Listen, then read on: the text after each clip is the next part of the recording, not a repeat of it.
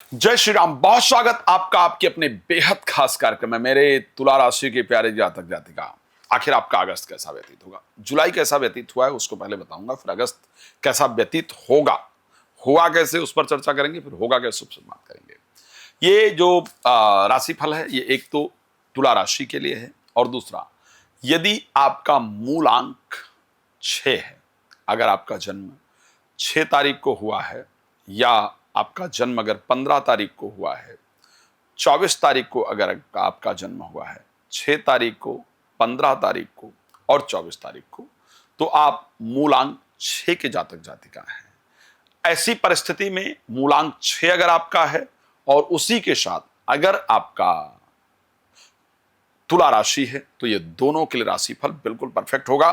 बहुत कुछ चेंज होने जा रहा है तुला राशि के लिए। स्पेशली अगर मैं बात करूं, शुक्र का और बृहस्पति का आपसी जो संयोग है, भाग्य स्थान में बनना, ये आपके जीवन में बहुत बड़े परिवर्तन को लेकर के आएगा। जुलाई में गुरु और सूर्य का संयोग बना था, तो आखिर जुलाई कैसी रही है, और अगर मैं बात करूं अगस्त कैसा रहेगा, तो उस पर चर्चा करने की कोशिश करूंगा। लेकिन आपको एक जानकारी दे देता हूं, यदि आप श्री राम कथा, श्रीमद् भागवत कथा, श्री शिव महापुराण की कथा चाहते हैं मेरे द्वारा अपने क्षेत्र में कराना, तो आप मेरे साथ संपर्क कर सकते हैं। फ्री में जानकारी चाहते हैं तो रात को 9 से 10 और दोपहर को 12 से 1 लाइव आता हूं, आप फ्री में जानकारी प्राप्त कर सकते हैं। बाकी समय आपको कॉल अपॉइंटमेंट लेकर के बात करनी होगी। चलिए बता देते हैं आपको।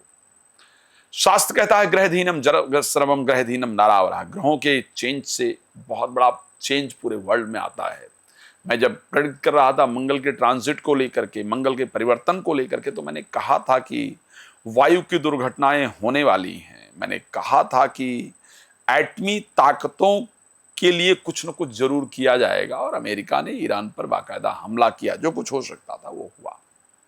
चलिए अब बताते हैं कि आपका आखिर कैसा रहेगा, जुलाई आखिर कैसा रहा। जुलाई को अगर मैं उठा करके थोड़ा तसल्ली से देखने का प्रयास करूंगा, क्योंकि आपके राशि स्वामी अष्टम भाव गोचर कर रहे थे और आपके 11th हाउस के अंतर्गत केतु और मंगल ने गोचर किया। मैं एक बात सत्य कह सकता हूं, जुलाई के महीने में आपने शेयर मार्केट में नुकसान उठाया है, लॉसेस रहे हैं। फाइनेंस को लेकर के, यानी पैसे को लेकर के जुलाई बहुत अच्छा आपका गया नहीं है। जुलाई में पैसे की जो प्राप्ति की जो इच्छा थी वो शायद पूर्ण नहीं हुई है। जुलाई में अगर मैं देखूं तो एक पैसे की तड़पन रही है, साथ में बेटे बहू के रिलेशन या बेटी दामाद के रिलेशन को लेकर के बहुत चिंताएं रही हैं, बिकॉज 11th हाउस के अंतर्गत केतु मंगल गोचर कर रहे थे। तो मैं फाइनेंशियल परिस्थिति को लेकर के बात करूं, या पारिवारिक पुत्र पुत्री से रिलेटेड जो रिलेशनशिप है उसको लेकर के अगर बात करूं, तो मुझे कंडीशन बहुत जबरदस्त नहीं दिखी है। लेकिन क्या अगस्त में ये चेंज होगा? यस, मैं ये कह सकता हूं कि अगस्त में ये परिस्थिति आपकी निश्चित रूप से चेंज होती हुई दिख रही है। अगस्त में आखिर स्वास्थ्य कैसा रहेगा, सबसे पहली बात ये कर लेते हैं। तो अगस्त में आपका हेल्थ के पॉइंट ऑफ व्यू से कंडीशन बहुत अच्छी है। आपके राशि स्वामी शुक्र बृहस्पति के साथ आकर के 9th हाउस के अंतर्गत गोचर करेंगे 20 तारीख तक।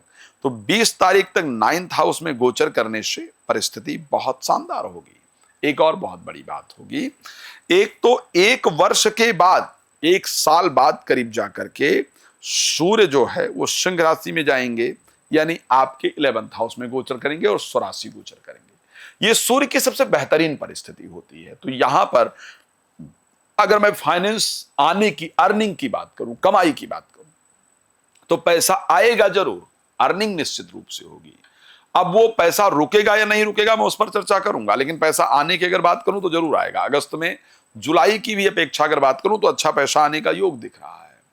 हेल्थ अच्छा रहेगा, वेल्थ आने का अच्छा योग दिख रहा है। लेकिन क्योंकि सेकंड लॉर्ड जो मंगल हैं वो कन्या राशि में चले जाएंगे, 12th हाउस में चले जाएंगे, तो पैसा नुकसान भी होगा। ये पक्का कह सकता हूं, चाहे तो आप नोट कर लीजिएगा। चाहे आपके थोड़े पैसे ही चोरी हो जाएं, गिर जाएं, आग लगने से नुकसान हो जाए, लेकिन इस प्रकार का फाइनेंशियल लॉस आपका दिख रहा होगा। शायद आपने जस्टिस वर्मा का केस सुना होगा, जहां पर बेकार में शायद वो बेचारे घर में आग लगी, पैसा तो गया ही, इज्जत सम्मान भी गया, और शायद जहां तक नौकरी वगैरह को लेकर के भी कुछ चल रहा था, पार्लियामेंट के सेशन में बात होने की बात हुई है, जो भी है मुझे उसके बारे में बहुत आइडिया नहीं है। लेकिन इस प्रकार की परिस्थिति, तो एक चीज ध्यान रखिएगा, पैसा कहीं भी इन्वेस्ट नहीं कीजिएगा अगस्त में। बड़े सावधानी के साथ इन्वेस्ट करना भी है तो बहुत सोच समझ करके कृपया पैसे को इन्वेस्ट कीजिएगा, अन्यथा उसके नुकसान होने के जो चांस हैं वो अत्यधिक हैं। तो पैसा हम सोच समझ कर इन्वेस्ट करेंगे। पैतृक प्रॉपर्टी या आपने जो कमाई है उस प्रॉपर्टी को लेकर अगर कोई बंटवारा वगैरह का मामला है तो उसको टाल देंगे, हम बंटवारे पर बहुत ज्यादा नहीं जाने का प्रयास करेंगे। अगस्त हमारे लिए पैतृक संपत्ति या अपने खुद की कमाई हुई संपत्ति के बंटवारे के लिए बेहतर परिस्थिति नहीं है, तो उस पर हमको ध्यान रखने की आवश्यकता होगी। तो वेल्थ को लेकर के ये कंडीशन रहेगी। आखिर एजुकेशन को लेकर के क्या रहने वाला है? जुलाई की अपेक्षा एजुकेशन बेहतर होगा। जुलाई में जो एजुकेशन के स्वामी शनि हैं वो मीन राशि के अंतर्गत ही थे। जुलाई करीब 13 को उनका वक्रीपन, वो वक्री हो गए हैं। वक्री होने के कारण वो पंचम भाव से प्रभावित करेंगे, तो पंचम भाव से भी प्रभावित करने के कारण करीब करीब अगर मैं बात करूं तो अगस्त में एजुकेशन सिस्टम बेहतर रहेगा। क्या संतान वगैरह कंसीव हो सकती है?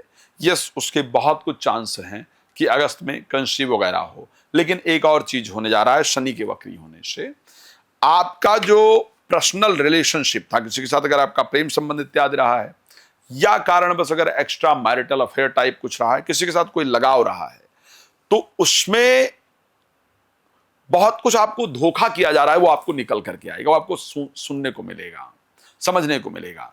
तो मुझे प्रेम संबंध की बहुत सारी चीजें ऐसी हैं जो आपको करीब करीब परेशान करें, इस प्रकार की कंडीशन आपकी राशि के अंतर्गत मुझे नजर आ रही है।